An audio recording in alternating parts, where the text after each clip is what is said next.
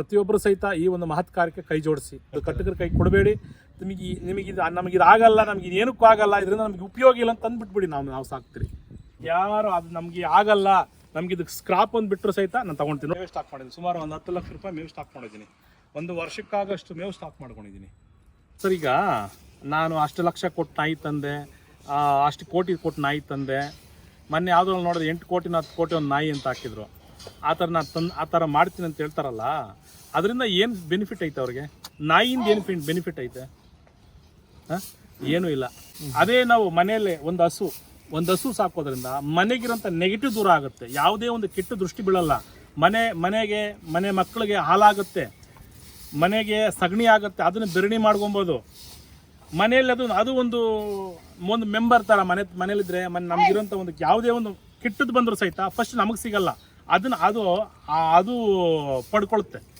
ಇವಾಗ ಯಾವುದೇ ಒಂದು ಕೆಟ್ಟ ದೃಷ್ಟಿ ಆಗಿರ್ಬೋದು, ಒಂದು ನೆಗೆಟಿವ್ ಆಗಿರ್ಬೋದು, ಯಾರೇ ಏನೋ ಕೈ ಚಳಕಗಳು ಮಾಡಿಸ್ತಾರೆ, ಇಂಥದ್ದು ಮಾಡಿಸಿದಾಗ ನಮಗೆ ಡೈರೆಕ್ಟಾಗಿ ಬರಲ್ಲ. ಮನೆಯಲ್ಲಿರೋಂಥ ಒಂದು ಮೂಕ ಪ್ರಾಣಿಗೆ ಆ ಗೋಮಾತೆ ಸ್ವೀಕರಣೆ ಮಾಡ್ತದೆ. ಅದಕ್ಕೆ ಚಿಕ್ಕದೇನು ಹೇಳಿದ್ರಲ್ಲ, ಈಗ ನಾವು ಪ್ರತಿಯೊಬ್ಬರು ಸಹಿತ ಅಷ್ಟು ಬಂಡವಾಳ ಕೊಟ್ಟು ನಾನು ಹಸು ಅಂತಾರೆ, ನಾಯಿ ಬೆಕ್ಕು ಅಂತಾರಲ್ಲ, ಅಂಥವರು ಮನೆಗೆ ಒಂದು ಹಸು ಸಾಕ್ಕೊಳ್ಬೋದು. ಇವಾಗ ಸಣ್ಣ ಮಟ್ಟವಾಗಿರೋಂಥದ್ದು ಮಲೆನಾಡು ಗಿಡ್ಡ ಅಂತ ಬಂದೈತೆ, ಪುಂಗನೂರು ತಳಿ ಸಣ್ಣ ಇದು ಇಷ್ಟೇ ಇರುತ್ತೆ. 2 ಅಡಿನೇ ಬೆಳೆಯೋದು. ಇಲ್ಲಿ ಐತಲ್ಲ, ಇದು ಮಲೆನಾಡು ಗಿಡ್ಡ. ಇದು ಮಲೆನಾಡು ಗಿಡ್ಡ. ಇದಕ್ಕೆಲ್ಲ ಒಂದು ದಿನಕ್ಕೊಂದು 50 ರೂಪಾಯಿ ಖರ್ಚು ಮಾಡಿದ್ರೆ ಸಾಕು, ಅದು ಹೊಟ್ಟೆ ತುಂಬ ಹೋಗುತ್ತೆ. 50 ರೂಪಾಯಿ ಮೇವು ಹಾಕಿದ್ರೆ ಸಾಕು, ಅದು ಹೊಟ್ಟೆ ತುಂಬುತ್ತೆ. ಇದಕ್ಕೆ ಇದು ಒಂದು ಹೊತ್ತಿಗೆ 1.5 ರಿಂದ 2 ಲೀಟರ್ ಹಾಲು ಬರುತ್ತೆ. ಅದು ಬೆರಡಿನೂ ಶ್ರೇಷ್ಠ, ಅದ್ರ ಮೂತ್ರನೂ ಶ್ರೇಷ್ಠ, ಅದು ಕೊಡೋಂಥ ಹಾಲು ಶ್ರೇಷ್ಠ. ಮೇಯ್ನ್ ನಮ್ಮ ಧರ್ಮ ಉಳಿಬೇಕು. ನಮ್ಮ ಧರ್ಮ ಬೆಳೆಸಬೇಕಂದ್ರೆ ನಾವು ಮಾಡಬೇಕಾಗಿರೋಂಥ ಮೇಯ್ನ್ ಫಸ್ಟು ಗೋಸೇವೆ.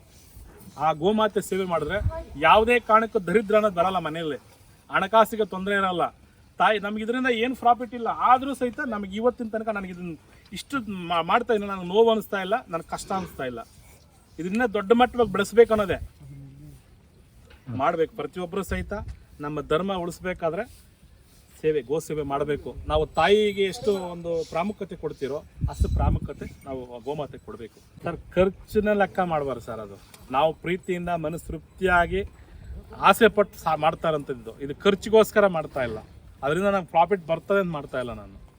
ನಾನು ಇಷ್ಟಪಟ್ಟು ನನ್ನ ಖುಷಿಗೋಸ್ಕರ ಮಾಡ್ತಾ ಇರೋದು. ಇದು ನನ್ನ ತಾಯಿ ಇನಾಗ್ರೇಷನ್ ಒಳಗಡೆ 10,000 ಹಸು ಮಾಡಬೇಕು ಅನ್ನೋದು ಆಸೆ ಮಾಡ್ತೀನಿ. ಯಾರು ಅದು ನಮಗೆ ಆಗಲ್ಲ, ನಮ್ಗೆ ಇದು ಸ್ಕ್ರಾಪ್ ಒಂದು ಬಿಟ್ಟರು ಸಹಿತ ನಾನು ತಗೊಳ್ತೀನಿ. ನೋಡಿ, ಇದು ತಂದು ಬಿಟ್ಟು ಒಂದು ವರ್ಷ ಆಯ್ತು. ಇದಕ್ಕೆ ತಂದು ಬಿಟ್ಟಾಗ ಇದಕ್ಕೆ ಕತ್ತು ಒಂದು ಕಡೆ ಬೆಂಡು, ಬಾಲ ಇಲ್ಲ, ಇಷ್ಟೇ ಕರು ತಂದು ಬಿಟ್ಬಿಟ್ಟು ಹೋಗ್ಬಿಟ್ರು ಅವರು. ಅದನ್ನ ಆರೈಕೆ ಮಾಡಿ ದೊಡ್ಡದು ಮಾಡಿದ ನನಗೇನು ಅದು ಲಾಸ್ ಮಾಡಿಲ್ಲ. ಇವತ್ತು ಒಂದು ಹೊತ್ತಿಗೆ ಒಂದು ದಿನಕ್ಕೆ 15 ರಿಂದ 20 ಲೀಟರ್ ಹಾಲು ಕೊಡುತ್ತಿದ್ದು. ಅದರ ಹಾಲು ಕರುಗಳು ಕುಡಿಸ್ತೀನಿ, ಮಿಕ್ಕಿರೋ ಹಾಲು ದಾಸೋಹಕ್ಕೆ ಹೋಗುತ್ತೆ. ಅದನ್ನು ಸಾಕಿದ್ದಕ್ಕೆ ಅದು ಫಲ ಕೊಡ್ತೈತೆ. ಇವೆಲ್ಲ ಏನು ಮಾಡೋದಂದ್ರೆ ಮುಸ್ಲಿಮ್ಸ್ ಕಸ ಎಲ್ಲ ಅವರು ಕಟಿಂಗ್ ಎತ್ಕೊಳ್ಳೋರು ಹುಟ್ಟಿದ ತಕ್ಷಣ ಗಂಡು ಕರುಗಳನ್ನ. ಇವಾಗ ಎಲ್ಲಿ ಅವಾಗ ಕಟ್ ಮಾಡೋದಕ್ಕೆ ಅವ್ರಿಗೆ ಆಸ್ಪತ್ರೆ ಇರೋಲ್ಲ. ಈ ರೈತರು ಏನು ಮಾಡ್ತಾರಂದ್ರೆ ತಂದು ಬಿಟ್ಬಿಡ್ತಾರೆ, ಹುಟ್ಟಿದ ತಕ್ಷಣ ತಾವಂದಲ್ಲಿ ಬಿಟ್ಬಿಡ್ತಾರೆ. ನಾವು ನಾವಿಲ್ಲಿ ಹಾಲು ಕೊಟ್ಟು ಆರೈಕೆ ಮಾಡಿ ಅದನ್ನ ದೊಡ್ಡದು ಮಾಡ್ಕೊಂತೀರಿ. ದೊಡ್ಡ ಮಾಡ್ಕೊಂಡ್ರೆ ಇಲ್ಲೇ ಇಟ್ಕೊಂಡಿರ್ತಾರೆ ಗುರುಗಳು. ಅದು ಇರೋ ತನಕ ಸಾಯೋ ತನಕ ಇಲ್ಲೇ, ಅದಕ್ಕೆ ಇಲ್ಲೇ ಎಲ್ಲ, ಅದಕ್ಕೆ ಏನು ಬೇಕೋ ಎಲ್ಲ ಇರುತ್ತೆ. ಈ ಗೋಶಾಲೆಯಲ್ಲಿ ಒಂದು 80 ಹಸುಗಳು ಇವಾಗ. ಒಂದು 6 ಜನ ಕೆಲಸ ಮಾಡ್ತಾರೆ. ಎಲ್ಲಾನು ಆ ಎಮ್ಮನ ಕೃಪೆನೆ, ತಾಯಿ ಕೃಪೆನೆ. ಕರುಗಳಿಗೆ ಒಂದು ದಿವಸಕ್ಕೆ ಎಷ್ಟು ಲೀಟರ್ ಹಾಲು ಬೇಕಾಗ್ಬೋದು ಸರ್? ಒಂದು ದಿನಕ್ಕೆ ಒಂದು ಸಣ್ಣ ಕರುಗೆ 1 ರಿಂದ 1.5 ಲೀಟರ್ ಹಾಲು ಕೊಡಿಸ್ತೀರಿ. ಒಂದು ಹೊತ್ತಿಗೆ 2 ಟೈಮ್ ಕೊಡಿಸ್ತೀರಿ. 2 ಟೈಮ್ ಅಂದ್ರೆ ಒಂದು ದಿನಕ್ಕೆ 3 ಲೀಟರ್ ಹಾಲು ಕೊಡ್ತೀರಿ ಒಂದು ಹಸುಗೆ, ಒಂದು ಕರುಗೆ. ಅಂದ್ರೆ ಇದು ಇಲ್ಲಿಲ್ಲ ಅಂತಿದ್ರೆ ಎಲ್ಲಿ ಹೋಗ್ತಿತ್ತು ಸರ್ ಈ ಕರುಗಳೆಲ್ಲ ತಿಂದು ಬಡ್ದು ಬ್ಯಾಕ್ ಹಾಕೊಂಡ್ಬಿಡೋಲ್ಲ, ತಿನ್ಬಿಡೋದು. ಅಂದ್ರೆ ಕಸಾಯ ಹೋಗ್ಬಿಡೋದೆಲ್ಲ. ಸಣ್ಣ ಮರಿಗ ಅದೇ ಹುಟ್ಟರ ಮಗುನೇ ಕೊಯ್ಕೊಂಡು ಬಾಯಕ್ ಹಾಕೊಂಡ್ಬಿಡೋ ತಿನ್ಬಿಡೋಂಥದ್ದು ಇತ್ತು. ಇವಾಗ ಏನೆಲ್ಲ ತಂದಲ್ಲಿ ಬಿಡ್ತಾರೆ ಸುಮಾರು. ಈಗ ಗುರುಗಳೇ, ಈಗ ಯಾರಾದ್ರೂ ಭಕ್ತಾದಿಗಳು ಈಗ ಹಸನ್ ದಾನ ಮಾಡಬೇಕು ಅಂದ್ರೆ ಏನ್ ಪ್ರೊಸೀಜರ್ ಇದೆ ಗುರುಗಳೇ? ತಗೊಂಬಂದಿಲ್ಲಿ ಅಮ್ಮನಿಗೆ ಪೂಜೆ ಮಾಡಿಸ್ಬಿಟ್ಟು ಗೋಶಾಲೆ ತಂದ್ಬಿಟ್ಬಿಡ್ತಾರೆ. ಇಲ್ಲಿ ಯಾವುದು ನಾವು ಪರ್ಚೇಸ್ ಮಾಡಿ ನಾವು ತಂದಿರೋಂಥದ್ದು ಯಾವುದು ಇಲ್ಲ. ಎಲ್ಲಾನು ಭಕ್ತಾದಿಗಳು ದಾನ ಕೊಟ್ಟಿರೋಂಥದ್ದು. ಅದಕ್ಕೆ ಅದೇ ತರ ನಾವು ಏನ್ ಬೇಕು ಆರೈಕೆ ಮುಂದೆ ಸ್ಟ್ಯಾಚ್ಯೂದು ನೋಡ್ರಿ ಮಹಾ ಅದ್ಭುತವಾಗಿ ನಡೆದೈತೆ. ಅದು ಇಡೀ ನಮ್ಮ ವಿಶ್ವಕ್ಕೆ ನಮ್ಮ ಕರ್ನಾಟಕ 1ನೇ ಸ್ಥಾನಕ್ಕೆ ಬರೋಂಥದ್ದು ಅತಿ ಶೀಘ್ರದಲ್ಲಿ. ಇನ್ನು 2